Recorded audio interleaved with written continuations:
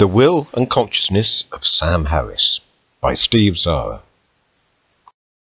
Sam Harris is controversial. He certainly gets people talking. Me too. But I'm going to be a bit different.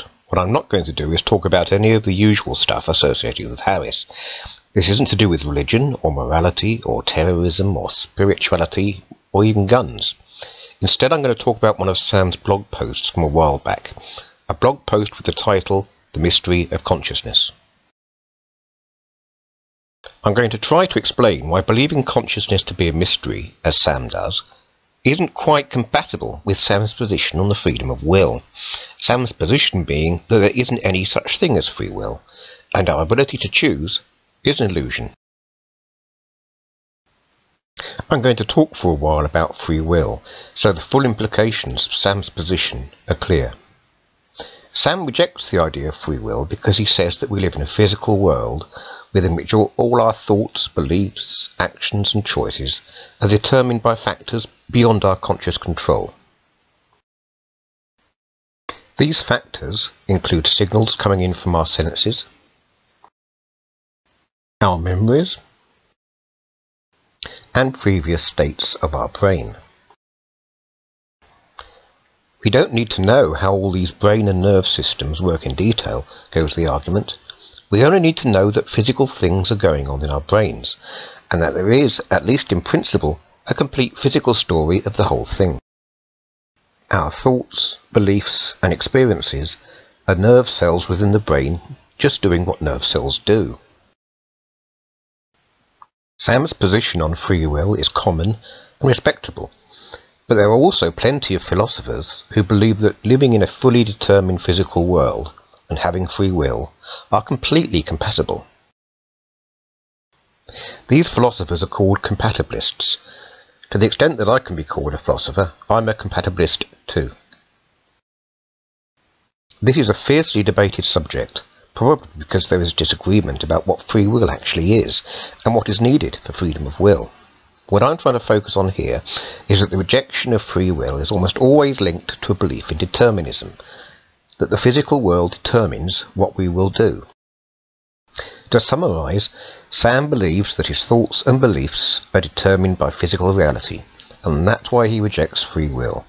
There is nothing spooky and non-physical going on in our heads. Okay, but here's the thing. Sam also believes that consciousness is a mystery. He believes that consciousness is a subjective experience, that no matter how much we study the physical world, the mystery will remain, the mystery of why we are conscious at all. These two positions, fully determined thoughts and belief, and purely subjective and mysterious consciousness, conflict. They don't fit neatly together.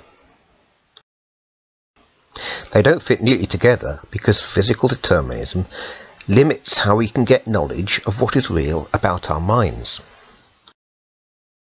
If thoughts and beliefs are fully determined by the physical world, then a belief in some mysterious subjective consciousness can only have come from physical stuff, because everything we do, including thinking, is determined by sense input, memories, and previous states of the brain.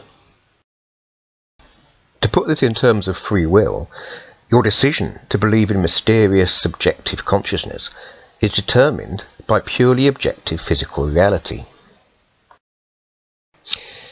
You can't have evidence in the form of thoughts of the existence of some extra subjective only reality if those thoughts can only have arisen from the known physical world. Those thoughts don't mean what you think they mean. The really strange thing here is that your thoughts about consciousness being mysterious and subjective can't have come into existence because of anything mysterious and subjective. What you think you are thinking can't be what you're actually thinking. Whatever is causing you to say that you are mysteriously conscious can't actually be mysterious consciousness itself. It can only be physical things happening to your little grey cells. There is no room for any kind of mysterious extra. This is an example of why it's sometimes said that consciousness is an illusion. This doesn't mean that consciousness doesn't exist. Illusion can mean a mistaken belief about the thing, not just that the thing isn't real. An optical illusion can be a distortion of what is real, and the same applies to our beliefs about our minds. We can have mental illusions. As an example of a mental illusion, Sam writes that he can't see how it could be like something to be a highly advanced computer. He can't imagine such a computer having an inner life. This is true. It's hard to imagine. But it's no easier to see how it could be like something to be a few pounds of wet fat and protein in a skull, even though that's what we are. Trying to get facts about what our mind is by examining our own feelings and experiences has never worked very well. Centuries ago, some philosophers and scientists believed that our feelings came from our hearts. Our feelings about ourselves are really pretty useless as a substitute for scientific biology. And so using our imaginations to figure out what it is like to be something results in illusions, like the illusion of the heart. This is hard stuff. There are no easy resolutions to questions of consciousness. We get into philosophical trouble if we don't do our best to avoid thinking that what we can or can't conceive of is useful evidence. The physical world is full of things we can't picture or easily imagine. There is no reason to believe that our imagination should be any help at all with getting to the truth of what our minds really are.